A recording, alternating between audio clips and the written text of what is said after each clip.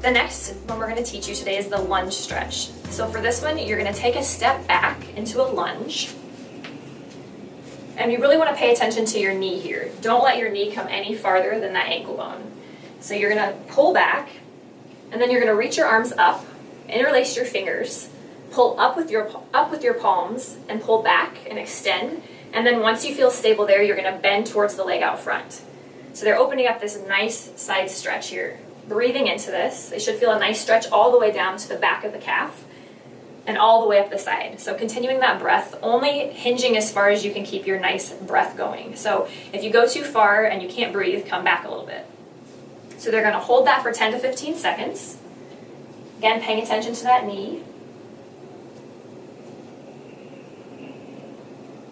Good, and release that. So come back up, step back up with your other foot.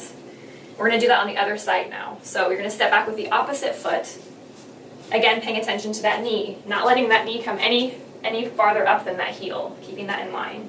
Again, the hands come up over the head, interlace your fingers, palms face up, pull up and back, and then bend towards the leg out front.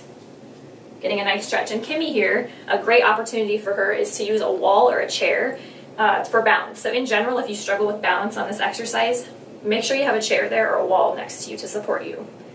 So you're going to hold this again, paying attention to that breath. Keep the breath moving, opening up this nice stretch all the way down to the back of the calf. Good. Release this. Come back, step back up. We're going to do this another time here, and this time we're going to add a heel lift. So step back with the opposite foot that you started with. Get into that lunge position again. Again, paying attention to the knee being over the heel, toes pointed straight forward, hips are square. So another thing to pay attention to is often we open our hips up. Make sure those hips are pointed forward and are square.